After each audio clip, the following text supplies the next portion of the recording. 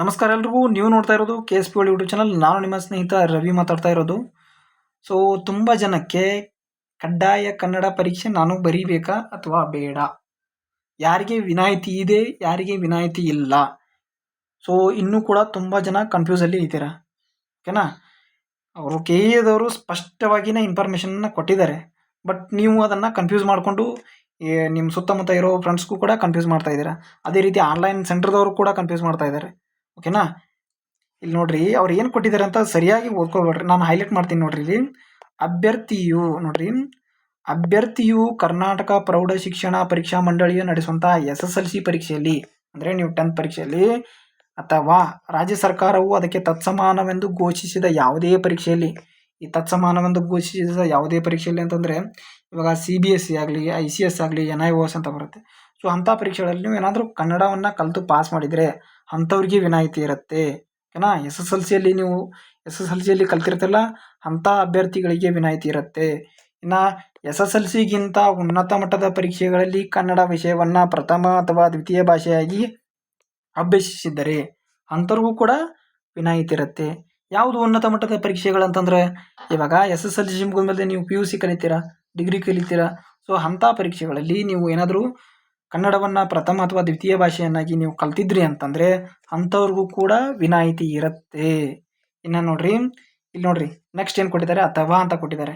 ಕನ್ನಡ ಮಾಧ್ಯಮದಲ್ಲಿ ಅಧ್ಯಯನ ಮಾಡಿ ಇಂಥ ಪರೀಕ್ಷೆಗಳನ್ನ ಪಾಸ್ ಮಾಡಿದರೆ. ಓಕೆನಾ, ಇನ್ನು ಆಯೋಗ ಅಂತಂದರೆ ಈ ಆಯೋಗ ಯಾವುದು, KE ಅಥವಾ ಇನ್ನಿತರ ಯಾವುದೇ ಆಯ್ಕೆ ಪ್ರಾಧಿಕಾರವು ಈ ಹಿಂದೆ ನಡೆಸಿದ ಕನ್ನಡ ಭಾಷಾ ಪರೀಕ್ಷೆಯಲ್ಲಿ ಕಡ್ಡಾಯ ಕನ್ನಡ ಪರೀಕ್ಷೆ ಉತ್ತೀರ್ಣರಾಗಿದ್ದರೆ ಅಂಥ ಅಭ್ಯರ್ಥಿಗಳಿಗೆ ಕನ್ನಡ ಭಾಷಾ ಪರೀಕ್ಷೆಯಿಂದ ವಿನಾಯಿತಿ ನೀಡಿ, ಸದರಿ ಅಭ್ಯರ್ಥಿಗಳನ್ನು ಹೊರತುಪಡಿಸಿ ಉಳಿದ ಅನ್ವಯವಾಗುವಂಥ ಅಭ್ಯರ್ಥಿಗಳಿಗೆ ಕನ್ನಡ ಭಾಷಾ ಪರೀಕ್ಷೆಯನ್ನು ನಡೆಸಬೇಕಾಗಿರುತ್ತದೆ ಅಂತ ಕೊಟ್ಟಿದ್ದಾರೆ.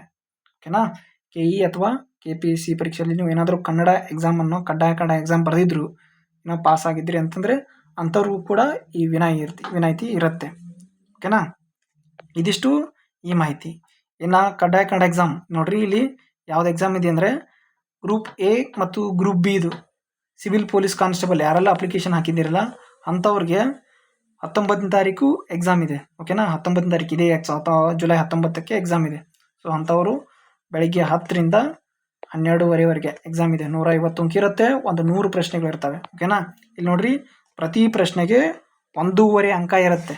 ಎಲ್ಲ ಪ್ರಶ್ನೆಗಳಿಗೆ ಸಮಾನ ಅಂಕ ಇರುತ್ತೆ ಕೊಟ್ಟಿದ್ದಾರೆ. ಇನ್ನು ನೋಡ್ರಿ, MCQ ಮಾದರಿ ಇರುತ್ತೆ, ಯಾವುದೇ ಬರೆಯುವಂಥ ಅವಶ್ಯಕತೆ ಇಲ್ಲ. ನೋಡ್ರಿ, ಕನ್ನಡ ಭಾಷಾ ಪರೀಕ್ಷೆಯಲ್ಲಿ ಅರ್ಹತೆ ಹೊಂದಲು ಅನ್ವಯಿಸುವಂಥ ಅಭ್ಯರ್ಥಿಗಳಿಗೆ ಮಿನಿಮಮ್ ಎಷ್ಟು ಪಡಿಬೇಕ್ರಿ, ನಾವು 50 ಅಂಕ ನೀವು ಪಡೆದ್ರೆ ಕಡ್ಡಾಯ 50 ಅಂಕ ನೀವು ಕಡ್ಡಾಯ ಪಡಿಬೇಕು, ಅಂದರೆ ನೀವು ಎಲಿಜಿಬಲ್ ಇರ್ತೀರ.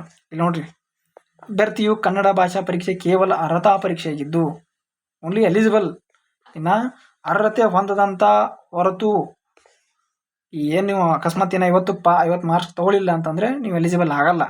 ಓಕೆನಾ, ಈ ಕನ್ನಡ ಭಾಷಾ ಪರೀಕ್ಷೆಯಲ್ಲಿ ಅರ್ಹತೆ ಹೊಂದಿದ ಅಂಕಗಳನ್ನು ಆಯ್ಕೆಗೆ ಪರಿಗಣಿಸಲಾಗುವುದಿಲ್ಲ. ಅಂದರೆ ಇವಾಗ GK ಪೇಪರು ಬರುತ್ತೆ ನಿಮಗೆ. GK ಪೇಪರಲ್ಲಿ ಏನಾದರೂ ನೀವು ಕಡ್ಡಾಯ ಕನ್ನಡ ಎಕ್ಸಾಮ್ ಸ್ಕೋರು 50 ಒಂದು 40 ಆಗಿರುತ್ತೆ, ಒಂದು GK ಪೇಪರು ಒಂದು 50 ಆಗಿರುತ್ತೆ. ಅದನ್ನು ತಂದು ಇದಕ್ಕೆ ಸೇರಿಸುವುದಿಲ್ಲ. ಓಕೆನಾ, ಜಸ್ಟ್ ಫಾರ್ ಎಲಿಜಿಬಲ್ ಆಗಿ ಕನ್ಸಿಡರ್ ಮಾಡ್ತಾರೆ ಯಾವುದು, ಕಡ್ಡಾಯ ಕನ್ನಡ ಪರೀಕ್ಷೆಯನ್ನು. ಓಕೆನಾ, ಇದಕ್ಕೆ ಯಾವುದೇ ನೆಗೆಟಿವ್ ಇರಲ್ಲ. ಓಕೆನಾ, GK ಪೇಪರಲ್ಲಿ 0.25 ನೆಗೆಟಿವ್ ಇರುತ್ತೆ. ಓಕೆನಾ, ಇದಕ್ಕೆ ನೆಗೆಟಿವ್ ಇರೋದಿಲ್ಲ. ಇದಿಷ್ಟು ಈ ಮಾಹಿತಿ ಆಗಿತ್ತು. ಇನ್ನು ಅಪ್ಲಿಕೇಶನ್ ಹಾಕುವಾಗ ನೋಡ್ರಿ, ಅಪ್ಲಿಕೇಶನ್ ಹಾಕುವಾಗ ಅದನ್ನು ಕೂಡ ತುಂಬ ಕನ್ಫ್ಯೂಸಲ್ಲಿ ಇದ್ದೀರಾ. Have you passed Kannada subject in 10th SSLC PUC any higher level ಅಂತ ಕೊಟ್ಟಿದ್ದಾರೆ. ನೋಡ್ರಿ, ಅಲ್ಲಿ ಮೇಲೆ ಹೇಳಿದ್ದೆ ನಾನು, ಉನ್ನತ ಮಟ್ಟದ ಪರೀಕ್ಷೆಗಳಂತ ಹೇಳಿದಾರಲ್ಲರು.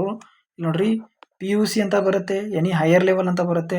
PUCಯಲ್ಲಿ ನೀವು ಪ್ರಥಮ ಅಥವಾ ದ್ವಿತೀಯ ಭಾಷೆಯಾಗಿ ಕಲ್ತಿದ್ರೆ, ಅಥವಾ ಎನಿ ಹೈಯರ್ ಲೆವೆಲ್ ಡಿಗ್ರಿಯಲ್ಲಿ ನೀವು ಕಲ್ತಿದ್ರಿ ಅಂತಂದರೆ, ಪ್ರಥಮ ದ್ವಿತೀಯ ಭಾಷೆಯನ್ನೇ ಕಲ್ತಿದ್ರಿ ಅಂದರೆ ಎಸ್ ಕೊಡ್ರಿ. ಎಸ್ ಕೊಟ್ರಿ ಅಂತಂದ್ರೆ ಆಯಿತು, ಎಸ್ ಕೊಡ್ರಿ ಇಲ್ಲಿ. ಇನ್ನು have you passed the compulsory Kannada examination from KE KPSC any other examination authority ಅಂತ ಕೊಟ್ಟಿದ್ದಾರೆ. ಅಂತಂದರೆ ಇವಾಗ ನೀವು KE ಅಥವಾ KPSC ಪರೀಕ್ಷೆಯಲ್ಲಿ ಏನಾದರೂ ಕಡ್ಡಾಯ ಕನ್ನಡ ಎಕ್ಸಾಮ್ ಬರೆದು ಪಾಸ್ ಆಗಿದ್ರಿ ಅಂತಂದರೆ ಎಸ್ ಅಂತ ಕೊಡ್ರಿ. ಏನೋ ಅಕಸ್ಮಾತ್ ಬರೆದಿರಲಿಲ್ಲ ಅಂತಂದ್ರೆ ನೋ ಕೊಡ್ರಿ. ಓಕೆನಾ, ನಿಮ್ಮ ಹಾಲ್ ಟಿಕೆಟ್ ತಾನಾಗೆ ಬರುತ್ತೆ. ಓಕೆನಾ, ಅಕಸ್ಮಾತ್ ನೀವು ಎರಡೂ ನೋ ಕೊಟ್ರಿ ಅಂತಂದರೆ ಕಡ್ಡಾಯ ಕನ್ನಡ ಹಾಲ್ ಟಿಕೆಟ್ ನಿಮಗೆ ಓಪನ್ ಆಗುತ್ತೆ. ಓಕೆನಾ, ಯಾರು ಪಾಸ್ ಮಾಡಿದ್ದೀರಲ್ಲ ಅವರು ಕನ್ನಡ SSLC ಆಲ್ಮೋಸ್ಟ್ ಅಲ್ಲಿ ಎಲ್ಲರೂ ಕಲ್ತಿರ್ತೀರ. SSLCಯಲ್ಲಿ 100ಕ್ಕೆ ಒಬ್ಬರು ಇಬ್ಬರು ಏನೋ ಕಲ್ತಿರಲ್ಲ. ಸೊ SSLCಯಲ್ಲಿ ಕಲ್ತಿದ್ದವರು, PUCಯಲ್ಲಿ ಕಲ್ತಿದ್ದವರು, ಎಲ್ಲಿ ಕಲ್ತಿದ್ದವರು ಎಸ್ ಅಂತ ಕೊಡ್ರಿ. ಏನೋ ಕಡ್ಡಾಯ ನೀವು ಎಕ್ಸಾಮಿನೇಷನ್ ಇದನ್ನು ಕಲ್ತಿರ್ತೀರ. ಸೊ ಅಂಥವ್ರು ಕೂಡ ಎಸ್ ಕೊಡ್ಬೋದು. ಎಸ್ ಕೊಡ್ರಿ. ಓಕೆನಾ. ಇದಿಷ್ಟು ಈ ಮಾಹಿತಿ ಆಗಿತ್ತು. ಸೊ ಅನಾವಶ್ಯಕವಾಗಿ ಏನೋ ಗೊಂದಲ ಮಾಡ್ಕೊಳಕ್ಕೆ ಹೋಗ್ಬೇಡ್ರಿ. ಓಕೆನಾ. ಇದಿಷ್ಟು ಈ ಮಾಹಿತಿ ಆಗಿತ್ತು. ಸೊ ಎಲ್ರಿಗೂ ಕ್ಲಿಯರ್ ಆಗಿದೆ ಅನ್ಕೋತೀನಿ ನಾನು. ಮತ್ತು ಏನಾದರೂ ನಿಮ್ಮ ಡೌಟ್ಸ್ ಇದ್ದರೆ ಕೆಳಗೆ ಕಮೆಂಟಲ್ಲಿ ನಿಮ್ಮದು ಡೌಟ್ಸ್ ಹಾಕ್ಬೋದು. ಓಕೆನಾ. Thank you all.